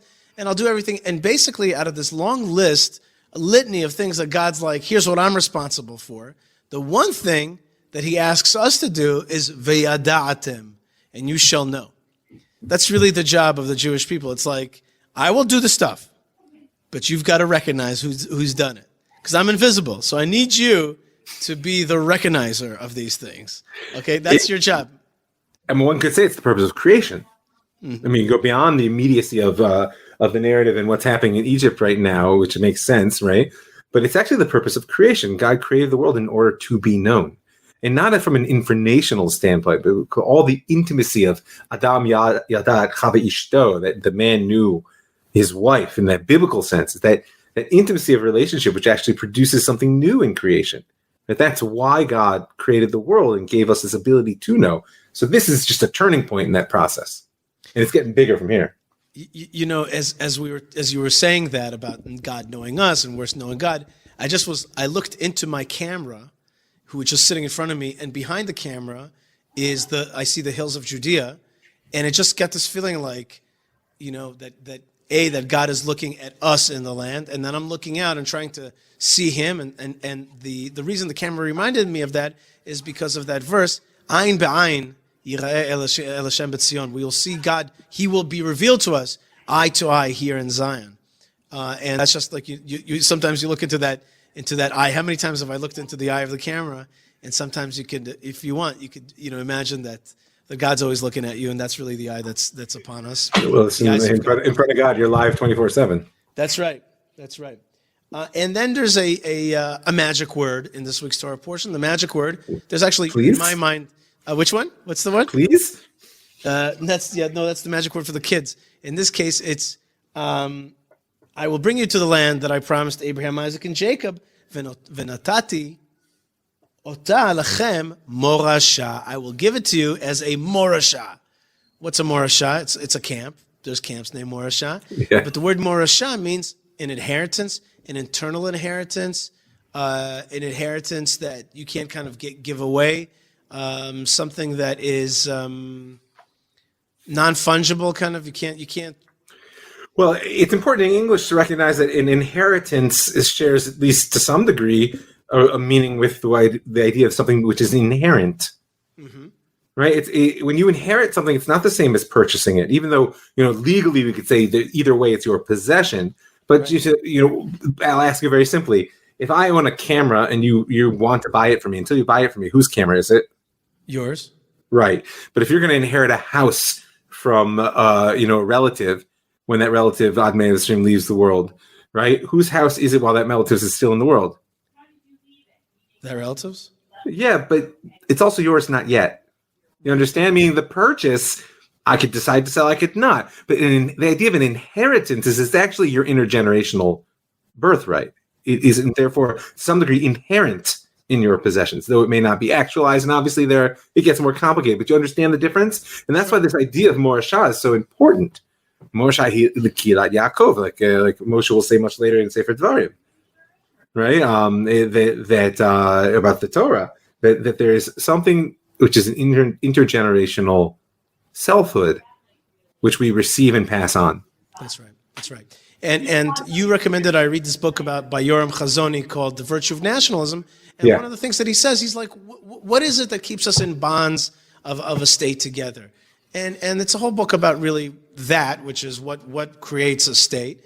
And he says, really, the state is a big family. And he says a family is not just about some economic interests. It's really, and getting married and having children is not just about, passing on economic interests. It's really about shared values. That's for sure not. Right. Sorry, I just paid my taxes. So I can tell you, that'd be lucky. There's values that are passed on, and I think that's what you're saying. That there's values that are that they're not at any given time, any one generations. They're being passed on all the time, like a slinky. Yeah, but I want to be more clear. It's bigger than that because it's beyond the possession of what's being passed on. The very fact that it's inheritance is one of its values. You understand me? It's an intergenerational reality. Right. So part of the value is that if I inherit, I aim to, that's why you could say I inherit, but I also inherit too, meaning it's the same word, right? I inherit from and I can inherit to my children, even though it's not the way the word's generally used, right? That's part of the value. And also you mentioned that this word is really used twice in the whole Torah, here and with regarding to the Maybe Torah use itself. it more often, but in these two places were prominent in my mind. No, there's no other place the word Morasha. In the Torah, that's how it appears. That's it. Okay, makes sense then. Right, and Baal Torah mentions that, and that's it. It's like, and then the rabbis go for a whole thing about it, which is like, these are things that they say, don't say Morasha, say Me'orasa, say you're engaged to it. We're engaged to the land of Israel, we're engaged to the Torah. And other people say, no, it's that the Torah and the land of Israel, they're engaged to one another. They are things that, and if you think about it, maybe land of Israel is feminine, and the Torah, which is the word of God, is masculine. And when they fuse together, that is like a marriage of something that has fertility. The Torah, which is the way that God wants us to live our life, and the land of Israel, the place where God wants us to live our life, the closeness to him comes from the fusion of those two things. Yeah, I mean, they're both primary vessels for our divine relationship. There's no question. Okay. The third together with them is the lived historical experience of Am Yisrael, our story. Which is the Moresh. Ideally, right. Which is ideally when the two of them work together. Yes, that's right. So the word for today, everybody, is Morasha. Morasha, eternal inheritance. Morasha. Word for the day. Word of the day is Morasha. Everybody, just go. I want you to go all day. Just be like Morasha, Morasha. Just walk around and be like, the land of Israel, the Torah of Israel. These are Morasha, which God thinks is. He kind of gives us a hint of. Me'orasa. We're engaged to it. It's engaged to one another. These are the things, all right? And in that light, I'll throw one last activist thought at you. There's a phrase which is attributed to many people, et cetera. It doesn't really matter to me who said it, but it's common in the environmental world, that it's important to remember that that the environment is not something we inherit from our parents, but rather that we borrow from our grandchildren. Right? Meaning that if you really believe that what you receive is intergenerational trust, then the way you treat it is not simply as a possession which you've received, but one which you are borrowing from the future. And Torah and the land of Israel are the same way. So don't treat them as some sort of gift that you've received, but rather as a responsibility to delve into and create and build up in order to pass on. Okay, can I just ask you one question out of kind of left field related to this thing? I've been reading a little bit more about a concept of generational intelligence. Mm-hmm. That really IQ is not an individual measurement, but it's really like what is known at the time. How are people thinking at a time? And I was thinking a little bit about this, about the idea of we live in a very interconnected world, in a networked world, and our minds today are in some ways more networked. But on the other hand, do you ever think to yourself, instead of being smart for me, what is the smartness in this room? What is the smartness in this region? What is the smartness in my country? What is the smartness on this globe? Is there a generational intelligence, a big mind that is like all these little computers coming together to work like a cray supercomputer? And is there a way to access that? Is there a way to access and to think along those lines, or is it just my role to either influence that generational wisdom or knowledge, or do I just work as just an individual and forget that stuff? That's a great question. And to me, it's actually one of the central drivers in my project of the Jewish story, to be honest with you, because I wouldn't use the word smartness, because smartness leans us toward very specific measures of achievement. Right? You mentioned IQ, meaning you can measure intelligence quotients, emotional intelligence, they're into all kinds of social intelligence, but it all depends on the standard of measure you use in order to test. And therefore, to some degree, all you're proving is that you can achieve a test, right? But what I hear you asking is, wait, isn't there some sort of wisdom in the room? Meaning, isn't there something which is emergent out of any collective, be it the globe, be it intergenerational? Yeah, you still with me? Because I lost your picture. I'm here. Okay. Just my camera. That's fine. So I want to. I'll finish my answer quickly. So I would call that consciousness. That there's a particular depth of consciousness which can be articulated in a room, in a classroom, amongst a nation, and as a people. And in reality, it's how I understand the specific task of the Jewish people. Is that we have to be simultaneously connected to enough of the world, and yet deeply grounded enough in our own narrative that we can give voice to the consciousness of creation. Ultimately, is our task. That's and so if you look how does one plug into that? Is like I thought to myself, like even on the level of meditation, is there a way to like just meditate and sense the flow, the thought of a generation? My tool is narrative. Let me just do a follow-up question with that, which is, in a time of deep divisiveness of the kind that I don't think the people my age have ever seen. No. Is there any more, like, is it left brain, right brain, that there's such a split? Or was that always the case? Listen, the tool in my eyes is not so much meditation for a Jew, although it's a powerful tool, it's an important tool, but rather prayer. Mm-hmm. Right? Because and I mean, when I say prayer, I mean specifically the liturgy, like the depth of traditional Jewish prayer, because its structure is a narrative structure which is meant to bind the pieces of creation together. Right? And prayer is the sort of activist stance of taking the past and making it conscious in the present in order to orient toward the future you want. Right? You're telling a story about the past in the present with your present needs, and you're mingling them and asking God, this is what the future could look like. Please, this is what I want the future to look like. You're trying to actually sort of like turn that corner, so to speak. And it's a very important practice in prayer in light of the last thing you said about the divisiveness of the world. At the end of the Shemana Esrei, at the end of the 18 blessings, we talk about in Sim Shalom, right? Sim Shalom Tov V'Rachachem V'Chesed Alin about Kol Yisrael Amecha. Right? To put, give peace and blessing and all good things to all of your people, Israel. That's a very important place to pause. And literally to picture every kind of Jew. And if you want, every kind of non-Jew. You can really picture the whole world, because we are particular in service of the world, right? So to practice actually picture when you say Kol Amcha Yisrael, all the people, not just the ones that look like us, not just the ones whom we agree with. And then ultimately, in addition to that's the grounding of ourselves in ourselves, of our particular narrative, and then to just try to understand the story of the world. There's part of the world which is deeply human and shared. There are narratives that are national. There are global factors which we know today better than any others. And all I can say is this is what I spend my nights and days doing. That and reading fantasy and science fiction in order to cool my brain. But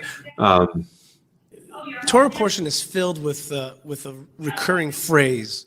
It appears like 3 times in the Torah portion and in the previous one as well, which is Moses is like, how is Pharaoh going to hear me? And I have uncut lips, imperfected lips. I am arel svatayim. I have uncircumcised lips. Yeah. Right. And that's like a recurring theme. I don't think we talk a lot about that. But there's something in Moses that he keeps on saying, like, I'm not the right man for the job because of this thing. Now, it's come out throughout the ages that's a way of talking about Moses being a stutterer. I never felt comfortable with that. I don't feel comfortable with the idea. I don't see that and is said in any clear way. It says that he says about himself, they're not, shall we say, they're not circumcised. They're like rough. And one of the things I understand about Moses is that he really is a straight talker. Remember, I think it was John McCain who used to have that Straight Talk Express. Remember that? Like, I feel like that's what it is. Moses has the Straight Talk Express. And God says to him, but I'm going to send you the diplomat. That diplomat is Aaron. He is going to be the person who is going to help you craft that message in the craft message kind of way. Well, and one of the dynamics that God actually sets up between them is that you will be to Pharaoh as Elohim, and Aaron will be your prophet. I mean, I'm looking right here, and I'm in the beginning of the 7th chapter. First line, after Moshe, once again, as you pointed out, repeatedly protests that he's aral sfatayim. It says, God says to Moshe, I've made you. Now, Elohim's a funny word in biblical Hebrew. It could be God, or it simply could just be the powers that be, which is really the best translation of Elohim. I mean, God can be the powers that be, or in Pharaoh's world, the big king is. But either way, notice the line. He's going to be your Navi. Here's your proof that Moshe's not a stutterer. In Rashi, when he says you're going to be shofet v'rodeh, right? Meaning you're going to have the power to judge and punish, and Aaron's going to be your Navi. He says, "Miturgamecha," you're a translator. He says, "King kol lashon nevuah adam machriz mashmiel am All the language of a Navi means a person who announces and sort of makes known to the people the words of judgment and rebuke which are coming. Meaning, Moshe, in this sense, is just like God. God does not beat around the bush, right? The divine word in its truth is always razor sharp, right?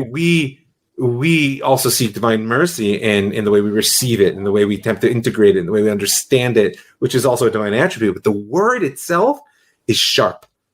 Words are sharp. That's why they have power. It's also why they can damage, right? And so Moshe, when he says "Ani aras sfatayim," I really agree with you that he's not a smooth talker. Right, not a smooth talker. And we even saw that when he says to the two Israelites are hitting one another. Russia. And he says, "Hey, evil guy, why are you hitting your brother?" It's like, I'm not going to waste my time. Here's the truth. Here's what I see. Yeah. You're evil. You're good. I'm going to call you evil. Or wicked. You're the wicked one in this case. And there's something about Moses which is unrefined in that sense, or let's just say not genteel, not with no airs and no diplomacy. Now, diplomacy is not a bad thing. It's a beautiful thing. It's a way to it's the spoonful of sugar that makes the medicine go down. It's more than that, though, because remember, Am Yisrael stands in the place of Aaron when it comes to the relationship between God and creation. Our job, we received the Torah. We got Torah at Moshe. Now we're Aaron. Our job isn't just to, spoonful of sugar so the medicine will go down. Here, nations of the world, take this. Our job is to actually be a bridge. And remember, a bridge touches ground on both sides of the river. We must actually be able to stand where the nations of the world are and understand what this word means to them. What it is saying to them, what it can bring out from them. Not just what we think it ought to be or what God really intended. That's on our side of the river. That's our job. But on their side of the river, it's like, well, but what does this actually mean to you? And in order to do that, I actually have to be able to stand in your place, which is why Aaron was the great peacemaker. He was able to truly see competing perspectives and then understand, going back to your earlier question about uniting the world, to understand that there are different perspectives on the same word. There's only one word.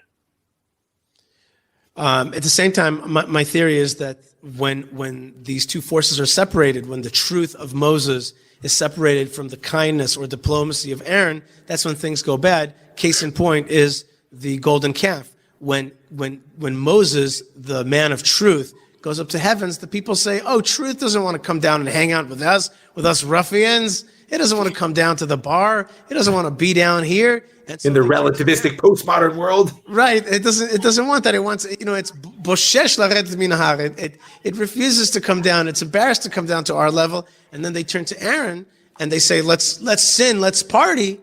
And instead of he is not a man of harsh truth. He's a man of diplomacy. So he's trying the whole time to work with where they're at. Right, to work with it and to round the corner to make it as best as possible. So therefore, the real sin there, in my opinion, was the split between Aaron and Moses. When you split those two up, when you leave the people to themselves and the truth so it was like Aaron is low, Moses is high, and when who's going to hold the people together? And think about it. There are many Jews in the world today for whom that Aaron's side is still prominent, but they've let go of Torah Moshe. And what happens then is that the Jew becomes everything to everybody that they think those other people want them to be. Notice the difference is that if I'm anchored in Torah, and yet I'm still engaged with the world, then I'm trying to figure out, what does the Torah mean to you? In order to do that, I have to figure out who you are, what do you actually need? I unanchor myself from Torah, but I'm still trying to figure out you and what do you need, but all I'm figuring out is how I fit into that. Right. You understand? How can I be what you need? How can you follow? And that's unfortunately what happens when you split those two powers. I agree with you 100%. And I think it's an important reading when we get to the golden calf, we should come back to it. It's an important reading of that story. Okay, now God is going to say, I want you to go to Pharaoh and I want you to do my wonders. Yes. Okay. Bring on Cecil B. DeMille. The first sign, we actually read the first of the signs on Passover night, we think is the blood. But the truth is the first sign is the snake. Yeah, it's the sort of warning shot. We'll call it the warning shot. The warning shot, which is, I don't think it's given the fair dramatic value that it is, because Moses they kind of do it quickly in Prince of Egypt. Moses throws down a staff, it becomes a snake. Can you imagine a cobra, a big one. Anaconda. Right, and then the sorcerers of Pharaoh, they do the same thing, but then Moses' staff swallows up their snakes. Yes, I love the diuk in the Mishnah that it actually turns back into a staff first and then swallows the snakes. That's interesting. But that's the real impressive. Like, okay, one snake swallows another snake, fine, but a staff swallowing a bunch of snakes, right? That's cool. And the Baal HaTurim says that later on, when way later on, when Aaron and the other tribe heads put in their staffs into the tent of meeting, that again this staff swallowed up the other staffs. And when they came in, there was no other staff, so it had to cough it up. Had to cough up the other staff. Yeah. So sometimes these images they're powerful though. They're very powerful images. But that's the first warning shot, which is like, and to me it's very important because I believe that Pharaoh's dreams originally meant I will swallow up the Jewish people. Yes, we've spoken about it. Yeah. Right, and here comes Moses' snake, and it's like, no, bro, no. We're going to swallow you up here. And indeed, the Jewish story swallowed up in the end of time. That's exactly what I wanted to say. I hate to keep harping on the Jewish story, but it is my sort of every waking hour occupation. Is it precisely it? I mean, who would know who this Pharaoh was anymore if it weren't for our story? Right. That's right. Who would remember Nebuchadnezzar? Right. If we hadn't recorded him for all time. And ditto, probably most people, Titus's siege of Rome. I'm sorry, siege of Jerusalem. Which was Achashverosh. Certainly Achashverosh, Mela, right. and look, the world is trying as hard as they can to forget Hitler, or at least to make him irrelevant by everyone you don't like as a Nazi. That's right. See Arnold. Which should not be ignored as a form of Holocaust denial. I know. Listen, the Schwarzenegger thing on one hand, because of the desire he had to obviously expiate some sense of personal familial guilt. So like, I get that emotive moment, but it was despicable to compare what happened in the Capitol, as horrible it was. And I'm momish crying for the Union, but to compare that to Kristallnacht, that was the opening round of the tertiation, as Begin used to like to be careful to say, of our people, that a third, not a decimation, a tenth. It just shows the fact that all these wonderful Jews out there were crowing about how I never liked him. He's a Republican governor, but at least now he gets it. And, and it was weird with that Austrian accent also. It made it like it was. I almost felt bad for the. It just made me feel bad to see such a warping of stories and conflagration of stories. Stories are very fungible today, and you could kind of like. That's why you and I have chosen the primary battlefront of our time, which for Israel has always been the primary battlefront. It's the narrative war which must be fought. That's right. Mamish on land, sea, on the beaches, in the homes, in the fields, just like Churchill said after Dunkirk. And at the risk of getting on a soapbox, everybody listening right now needs to realize that they are not free to desist from this war.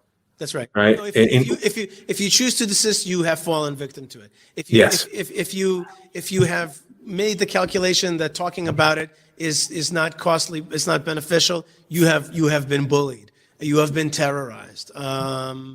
If you don't feel comfortable saying your truth anymore, that's a problem. By the way, I just want to tell you, I've been reflecting a lot. This time bears reflection, as we said before. I've been reflecting a lot about my past few years. During the last 4 years, during the Trump era, I did a lot of traveling to America. I spoke to a lot of people. I went to a lot of places, and I remember that I was in a conservative synagogue on Long Island. And I spoke to her on the Sabbath, which was unusual. And I remember that I talked about what I thought were positive Trump policies. And I kept trying to tell people this is not about the cult of personality. It's about these policies. That's what this is about. It's what's important to me. But people would come up to me and say, I support Trump in a hushed voice. And I said, why are you talking to me in a hushed, secretive voice? And they said, well, you can't talk about that around here. And I was just like, I shrugged it off. I thought it was meaningless. Today, I realize there is some kind of fear out there for people. I am not talking about being pro or against President Trump is not the topic of what I'm saying. I'm talking about a sense of inequality of conversation, an inability to express yourself, an inability to tell your truth. Once you're afraid of that thing, you're certainly going to be afraid of standing up for Israel, et cetera, et cetera, et cetera. Wow. We are living in a time of thought suppression and thought fear. Yeah, well, listen, I mean, I want to sort of like break postmodern for a moment, just point out there's always been a question of who controls the discourse. Right. Right? It is a real source of power. What's happened in the last 4 years is that a number of things came to light. First of all, the attempt to sort of to control the discourse by the liberal center to make America a happy, equal country in the minds of many people, particularly African Americans, had failed. No, okay, rightly or wrongly, just in their minds. And there was a lot of anger exploded in the riots and protests around, in last summer. So that's one of the pieces. But the other pieces here is that how to say it. The nature of social media is just so self-absorbed and self-reflected that people began to lose sight of the fact that there was an edge to the discourse at all. You understand? That the echo chamber phenomenon made them think like, okay, this is the only thing which is possibly real. There is no other side to this story. There's no other, perspective here, not one that's legitimate. And this is why, by the way, the calling one's enemies Nazis has become almost like a ritual act, because still 75 years later, in America, the one thing you don't get to be is a Nazi. Right? Like I don't know if you've seen those memes of people juxtaposing like the pictures of some of the rioters that broke into the Capitol building with like neo-Nazi paraphernalia, right? And people with the memes that say like, you don't get to be a loyal American and a Nazi at the same time. We literally fought a world war over this, which on one hand is funny, that's true, we did. On the other hand, but did you see what's happening there? It's an attempt to say, no, that's not the other side of a discourse. There's not a different perspective on this, which then by nature needs to be, to some degree, engaged with. No. This is beyond the pale. Before, it was an unself-conscious, oftentimes privilege-based, just who owns the media, who owns the government, etc. But now it's an activist because of social media. It's brought this ugly edge. I know I'm rambling, but just I feel this pain because I'm constantly trying to tell a story in which everyone can find themselves. Mm-hmm. And what I'm encountering more and more is that people treat that as an attempt to control them and gain power, as opposed to an honest belief that indeed we are all one people. That's what I was saying before. I'm not sure that there is a generational intelligence when it's a house divided. It's a house divided against itself. And lastly, and we got to get back to the Torah portion, but I feel like it's all related. But lastly, I sometimes feel, and I've been feeling this for years, is that like there are people who are gaining a lot from our pain and our division. Yes, always. Right, and like sometimes I'm like, wait a minute, this guy hates me and I hate him, and we're fighting, we're calling each other's names, but since we're on this other guy's platform the whole time, he's just laughing all the way to the bank. Outrage is a commodity right now. Right. They even have a name for it. They call it outrage porn. Yep. And yeah, and so like, yeah, you got to fight for your side, but there's a place, and so therefore I will now ask for the world to listen to me as I say, let's take a deep breath. Okay, let's take a deep breath. And just have a little bit of that empathy for even the other side. I have empathy for the other side. Some of my family is the other side. And I do want to say one thing, which I'm writing about right now, which is with regard to President Trump. You could feel that he has failed you. You could feel that he's a flawed person and all that. But one thing I could say, and within the confines of this show, you could be safe. This is a safe space to say that, which is one cannot take away the incredible progress that Israel and the Middle East has had under this administration. Yep. And you could separate, I give you permission to separate the man that you may have a problem with, or may not, but many people do. Separate that from the achievements. because the achievements are for countries and for nations and for millions of people, and they are real achievements. Ask the UAE, ask average Israelis. We are more secure today and in a different place, and many lies were frontally attacked and taken down, at least for a short time. And so there was a beautiful window of light, and there's no reason, just because you may be unhappy with the personality of the leader, don't forget the great achievements. That's what I want to say.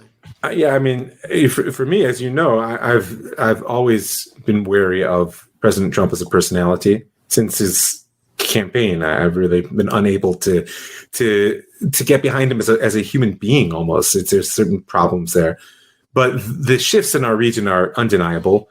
And what I hope is that we will do honor to whatever. You can say it was his ego, you can say it was all self-interest, you can say it was God acting through, I don't really care, but that we will do honor to those achievements by picking up this ball and running with it. Because we're in a position to lead this region, or we're in a position to swirl back down into chaos when the United States shifts its posture. But whatever we do, we need to pick up the ball and run with it.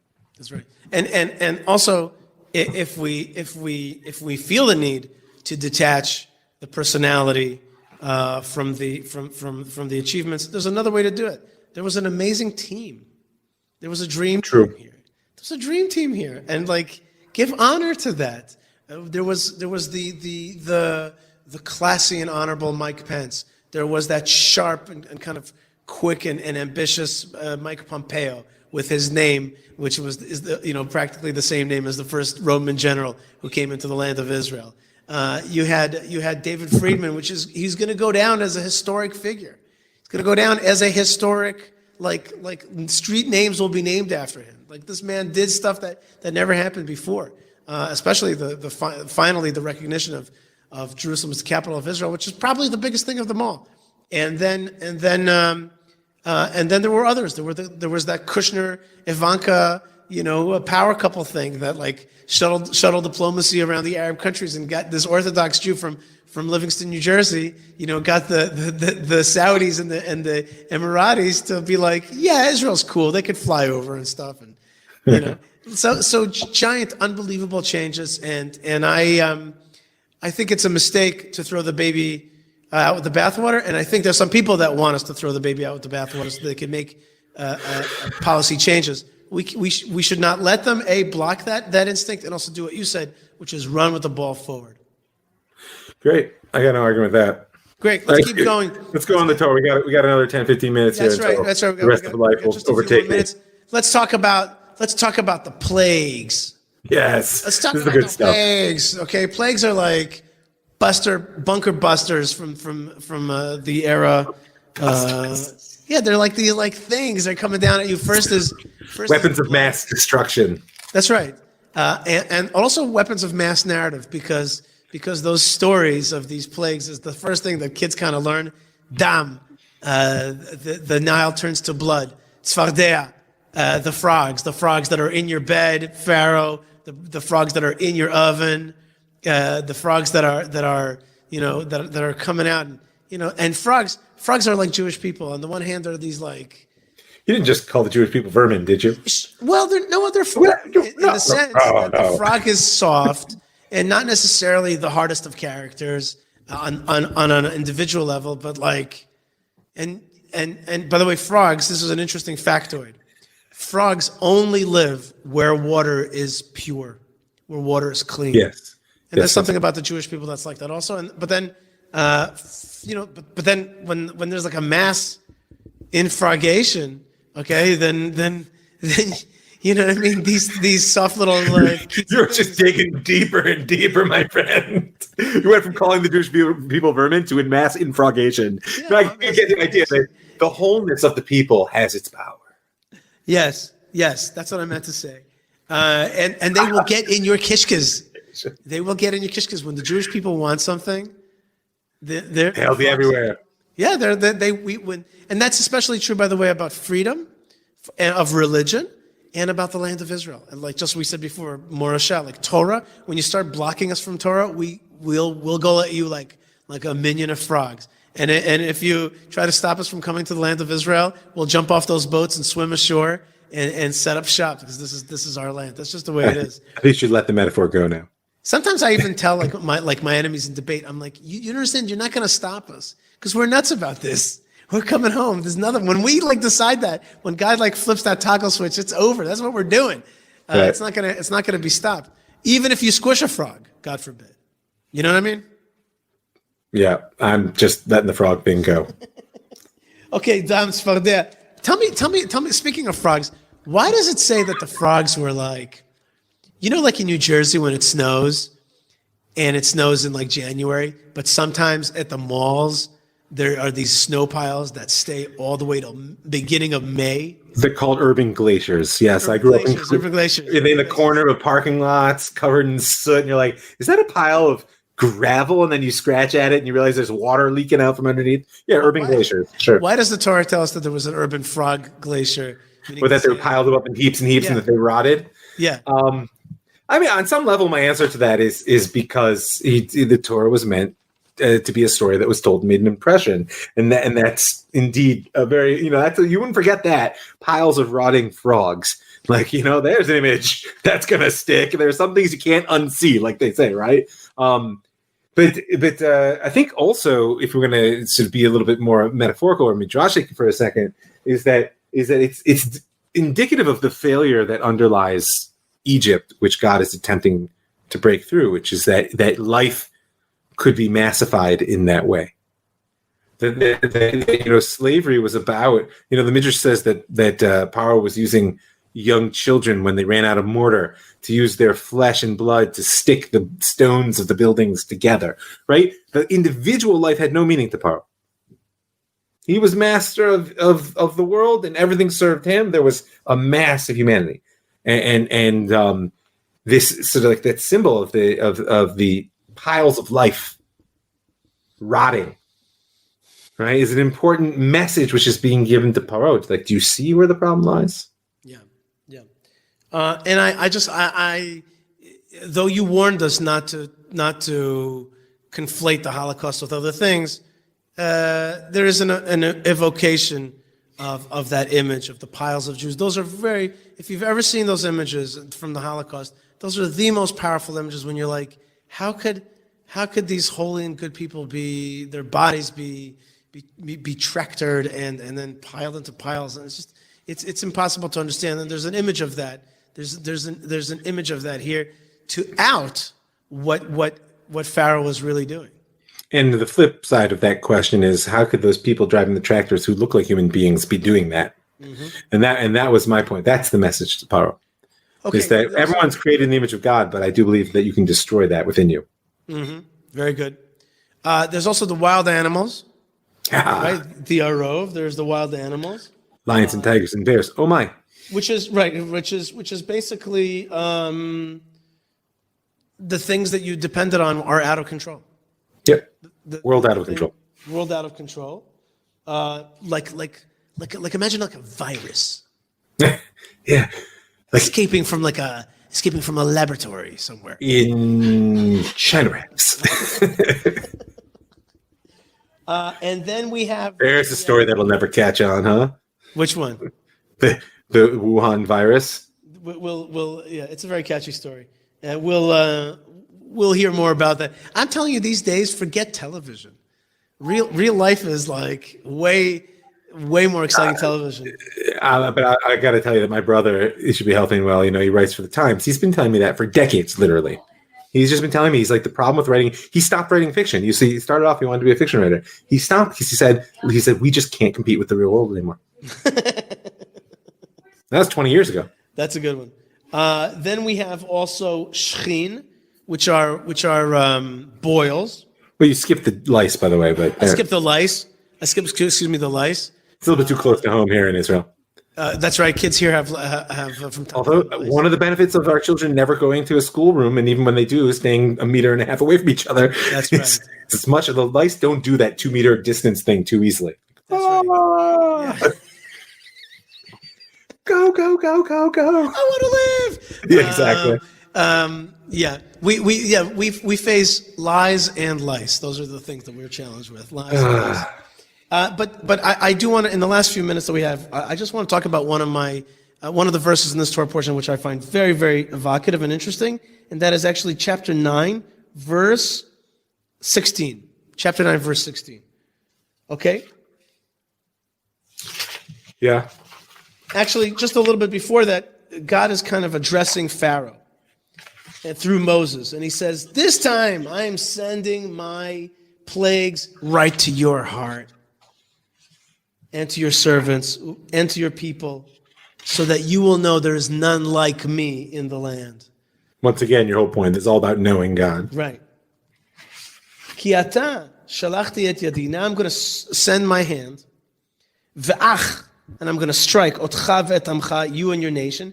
Badever. What's dever? Daver. What is that? Plague. Pestilence. Pestilence. What is pestilence anyway? It's an animal disease. Like hoof and mouth or something. Right, hoof and mouth, right. V'tikached min haaretz, you'll be taken away from the land.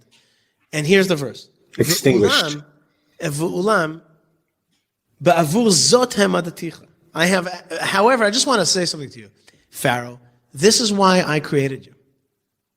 Ba'avur harotcha et kochi. I've created you so I could show you my strength.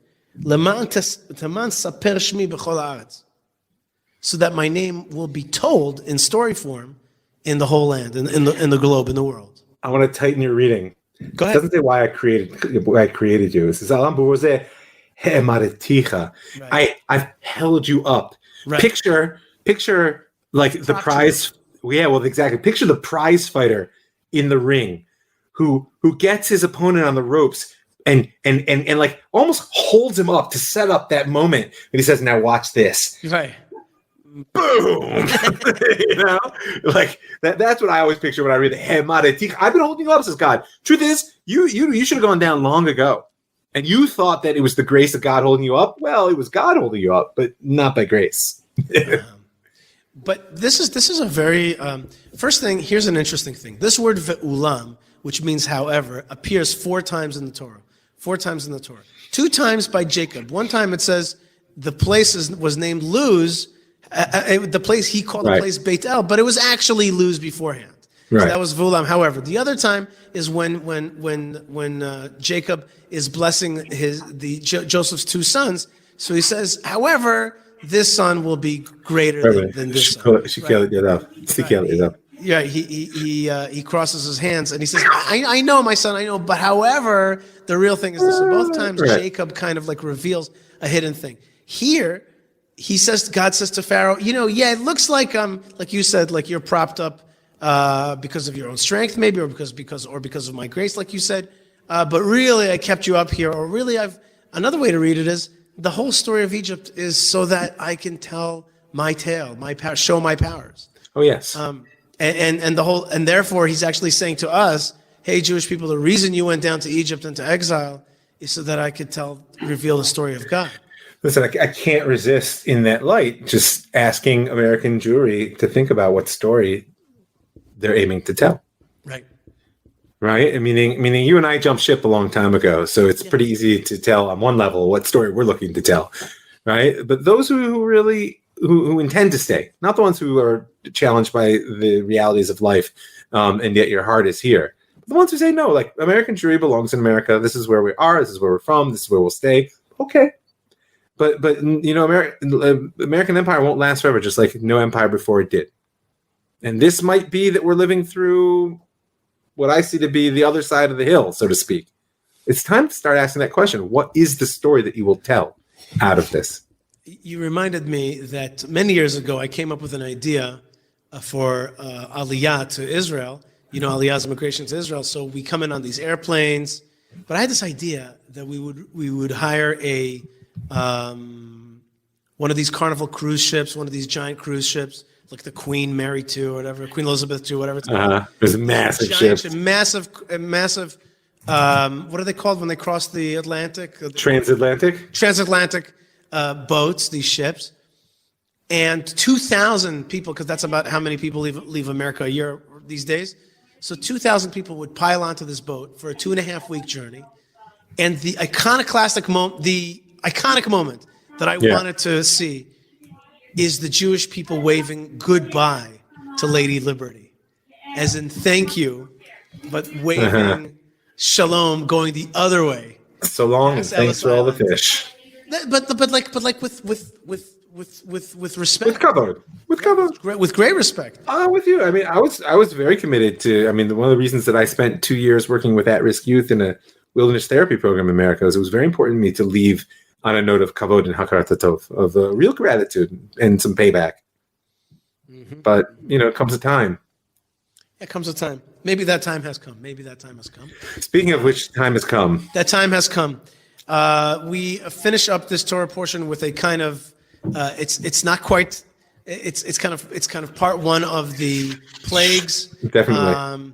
And we will get back to this story next week's Torah portion in Bo, right? In the kind of climax of these 10 commandments, and then after 10 that, plagues.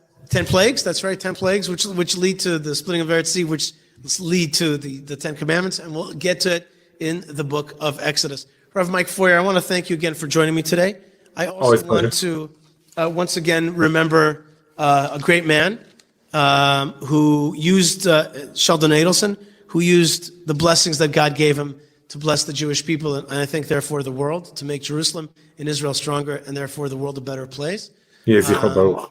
And may we have the power to use our welfare, our gifts, for the good of God's great story, which is what you share with us so well when you join us, Rav Mike Feuer. People can join you on your other website, which is ravmike.com and jewishstory.co. They'll find there your podcasts, including the Jewish Story podcast, and also they'll find there your spiritual guidance, your spiritual counseling, Torah life counseling, yeah. Life counseling, which is very helpful to so many people, including myself. I'm not just a promoter; I'm also a client, and so if people can definitely. I got the reference. Yeah, you know that one. Yeah. Very good. Let's see who gets it. That's right. So yeah. So if you're also a client, do me hashtag I'm also a client. And thank you, God, for the ability to broadcast live from Judea. I want to thank all the good people that are out there, including Michael and Anna Mary Lopez, friends of mine, who say Baruch Hashem, and other people talking a lot about very important issues. For example, Catherine, who talks about infragation, which is a very serious issue. You know what, Rav Mike? With this, I just want to say that this show is so fun, and I think that really people right now, there's a lot of that tension out there, and it's heavy. It's a heavy time, man. Yeah, it's a heavy time. Find Hashem. He's talking to us. Look for him in the Torah. Look for him in your life. Take a deep breath. Say hi to a random stranger. Hold one another up. That's it.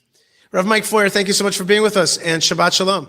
Shabbat Shalom. It's always a pleasure. Bye, Yishai. All right, folks. God bless you, Rav Mike. Thank you so much for joining me. Lots of love from the land of Israel. Please write me an email, yishai@yishaifleisher.com or yishai@thelandofisrael.com. Check out the MP3 podcast that comes out. Just type in the Yishai Fleisher Show or Yishai Fleisher Israel Podcasts. Catherine says, please post a link to Rav Mike's website on your page. Yishai, Toda Rabba, Shabbat Shalom. I think I have one here. If I look for it in my banners, it's somewhere in here. Let's just wait for a second. Here it is. I found it. Bang! Rav Mike Feuer, that's jewishstory.co and ravmike.com, and also Rabbi Yishai Fleisher, yishaifleisher.com. If you have any comments about the sound, the look, the topics, the things that you want more or less of, let me know. Please write me an email. I really appreciate hearing from you. It gives me a lot of strength. And Bichlal, in general, I just want to bless you right now. We all need great blessings. It is a special time. It is a time of transitions. And here, the rain is coming back, and I see the clouds rolling in. And so I know that it's a time also of blessings. With all these great challenges, with all these crises, there are opportunities to grow and to get better. I want to wish everybody lots of health from the COVID virus, and may the vaccine and in general Hashem's protection, the greatest vaccine of them all, may that reach you soon. So lots of blessings from the land of blessings, and lots of love, and shalom. If you're listening to the MP3, stay tuned because we got more great stuff on the way.